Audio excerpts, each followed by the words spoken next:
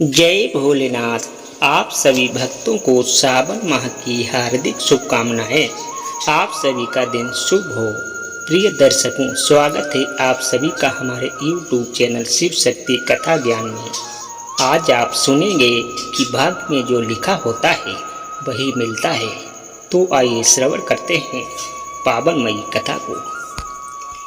एक गांव में पारो नामक एक गरीब विधवा रहती थी। उसका एक पुत्र था। वह इतनी गरीब थी कि घर में 4 बर्तन भी ढंग के नहीं थे। लड़का अभी छोटा था। पारो ने बड़े प्यार से उसका नाम नसीब सिंह रखा था, मगर वह इतना बदनसीब था कि उसके पैदा होने के कुछ समय बाद ही एक बीमारी से उसके पिता की मृत्यु हो गई। पारो लोगों के घरों में चौका बर्तन आदि करके उसे पाल रही थी। उसे पक्का विश्वास था कि नसीब सिंह बड़ा होकर उसके सारे संकट दूर कर देगा और बुढ़ापा चैन से गुजरेगा। इसी आस में रात दिन मेहनत करके वह अपने बेटे को पाल रही थी। नसीब सिंह था तो छोटा, किंतु समझदार बहुत था। संयम और धीरज की उसमें कमी नहीं थी। किसी भी बात को गहराई तक जानने और समझने की उसमें प्रबल उत्सुकता रहती थी। एक दिन उसने अपनी माँ से पूछा, माँ, हम इतने गरीब क्यों हैं? पारो ने दुखी स्वर में कहा, बेटा, यह सब तो ईश्वर की मर्जी और नसीब की बात है। मगर नसीब सिंह यह उत्तर पाकर संतुष्ट नहीं हुआ। वह बोला, ईश्वर की ऐसी मर्जी क्यों है? पारो ने उत्तर दिया कि बेटा, यह तो ईश्वर ही जाने। नसीब सिंह ने कहा, अगर ईश्वर ही जाने तो ठीक है, मैं ईश्वर से ही पूछ लूँगा कि हम इतने गरीब क्यों हैं। बताओ माँ, मुझे यह बताओ कि ईश्वर कहाँ मिलेगा। पारो तो वैसे ही परेशान थी, अतः उसकी बातों से उठाकर उसने कह दिया, वह जंगलों में रहता है, लेकिन तुम वहाँ मत जाना। लेकिन नसीब सिंह ने दिल ही दिल में उसी क्षण पक्का इरादा बना लिया कि वह ईश्वर को ढूंढेगा और उनसे पूछेगा कि आखिर हम इतने गरीब क्यों हैं। एक दिन वह जंगल की ओर चल दिया। जंगल बहुत घना और भयानक था। चलते चलते नसीब सिंह बुरी तरह से थक गया, मगर भगवान की परछाई तक भी उसे दिखाई नहीं दी। अतः वह थक हार कर पत्थर की एक शिला पर जा बैठा और सोचने लगा कि भगवान तो यहाँ कहीं नहीं है। आखिर हमारी गरीबी कैसे दूर होगी। तभी संयोग से मृत्युलोक का भ्रमण करते करते भगवान शिव और माता पार्वती उधर ही आ निकले। उन्होंने बच्चे को वहाँ बैठे देखा तो उन्हें बड़ा आश्चर्य हुआ कि यह अबोध बालक इस बीहड़ जंगल में बैठा क्या कर रहा है। भगवान शिव ने बालक से पूछा, तुम कौन हो बालक, और इस जंगल में बैठे क्या कर रहे हो?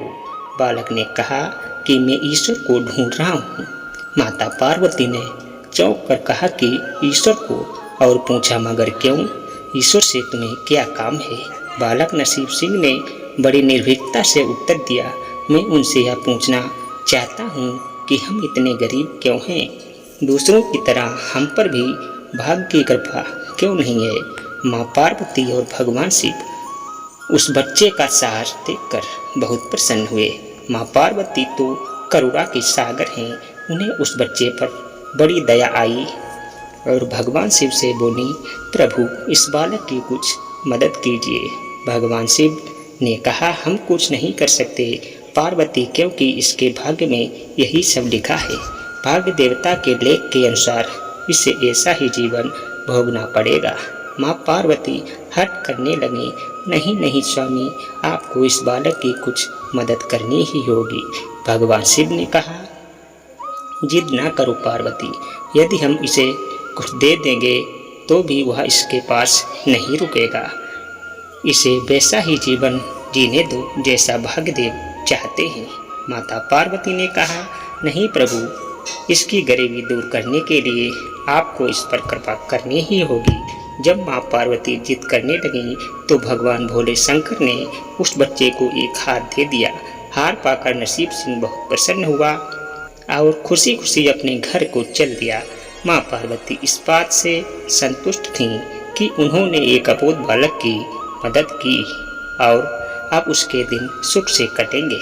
लेकिन त्रिकालदर्शी भोले बाबा सब जानते थे कि यह हार उसके पास रहेगा ही नहीं। रास्ते में चलते चलते नसीब सिंह के पेट में अचानक दर्द उठा और वह सोच के लिए इधर उधर देखने लगा। उसने भगवान शिव का दिया हार एक पत्थर की शिला पर रख दिया और झाड़ियों के पीछे चला गया। तभी एक चील कहीं से उड़ती हुई आई और उस हार को उठाकर उड़ गई। अरे मेरा हार! सब कुछ भूलकर लड़का चील के पीछे भागा, मगर कब तक वह चील का पीछा करता और कैसे उसे पकड़ता। एक आध बार पत्थर उठाकर उसने चील को मारने की कोशिश की, किंतु चील अधिक ऊंचाई पर थी। कुछ ही पलों में चील उसकी नज़रों से ओझल हो गई तो वह बड़ा दुखी हुआ और रोते रोते अपने घर की ओर चल दिया। घर पहुंचकर उसने माँ को सारी बात बताई, मगर पारो को उसकी बात पर बिल्कुल भी विश्वास नहीं हुआ। हाँ, उसकी बात सुनकर थोड़ी सी उदास अवश्य हो गई, लेकिन नसीब सिंह अपनी माँ की उदासीनता देखकर हतोत्साहित नहीं हुआ। उसने मन ही मन निर्णय लिया कि वह कल फिर वहीं जाएगा और भगवान शिव और माता पार्वती को अपनी विपदा सुनाएगा। उसका विश्वास था कि भगवान शिव उस धूर्त चील को अवश्य ही दंड देंगे। भगवान शिव ने माता पार्वती से कहा, देवी देखो, उसके पास कल वाला हार नहीं रहा। उसे एक चीज देवड़ी और दूसरा हार पाने बाद चील को दंड दिलवाने की इच्छा लिए वह लड़का आज फिर आया है। माँ पार्वती ने फिर भगवान शिव से प्रार्थना की, आप चाहे चील को दंड दें या ना दें, किंतु इस लड़के की सहायता करके इसकी निर्धनता दूर करें। हम अब कुछ नहीं कर सकते। देवी, यदि तुम जिद करती हो तो हम ब्रह्मदेव से कहते हैं, वही इस बालक की कुछ सहायता करेंगे। यह कहकर भगवान शिव ने ब्रह्मा जी को बुलाया और सारी बात बताकर आग्रह किया कि आप ही इस बालक की कुछ मदद करें। तब ब्रह्मा जी ने बालक को हीरे की एक अंगूठी दे दी। लड़के ने अंगूठी जेब में रखी और खुशी खुशी अपने घर की ओर चल दिया। उसने सोच लिया कि वह अब एक पल के लिए भी अंगूठी को अपने से अलग नहीं करेगा।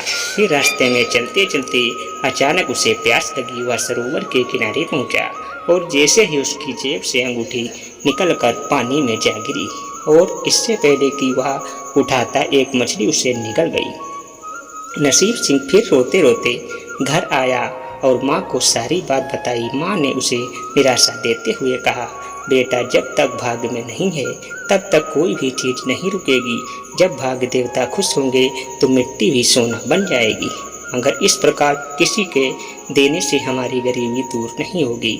उसे समझाकर माँ अपने काम में लग गई, मगर नसीब सिंह भी हार मानने वाला नहीं था।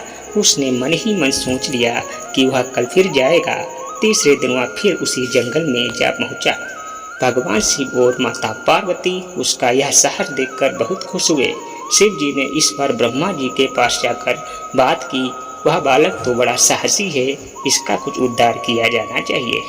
तब ब्रह्मा जी ने सलाह दी कि हमें भगवान श्री हरि के पास जाना चाहिए, वही इसका कोई हल बताएंगे। अतः वह श्री हरि के पास जा पहुँचे। पूरी बात सुनकर भगवान विष्णु ने नसीब सिंह को कुछ हीरे दिए। हीरे पाकर वह बहुत खुश हुआ और इस बार बिना रुके उसने सीधे अपने घर जाने का निश्चय किया। उसकी माँ घर पर नहीं थी, अतः नसीब सिंह ने हीरे एक लोटे में रखकर एक कोने में छिपा दिए और अपनी माँ को ढूंढने निकल पड़ा। वह मन ही मन सोचने लगा कि अब माँ को किसी के घर काम करने की आवश्यकता नहीं है, अब तो वह भी अमीर बन गया है।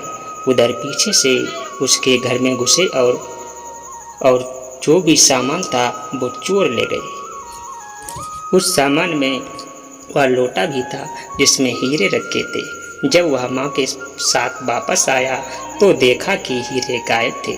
इतना ही नहीं, घर का दूसरा सामान भी गायब था। अब तो उसकी माँ को बहुत गुस्सा आया। वह बोली, क्यों मुझे नई नई कहानियाँ सुनाकर पागल बनाता जा रहा है।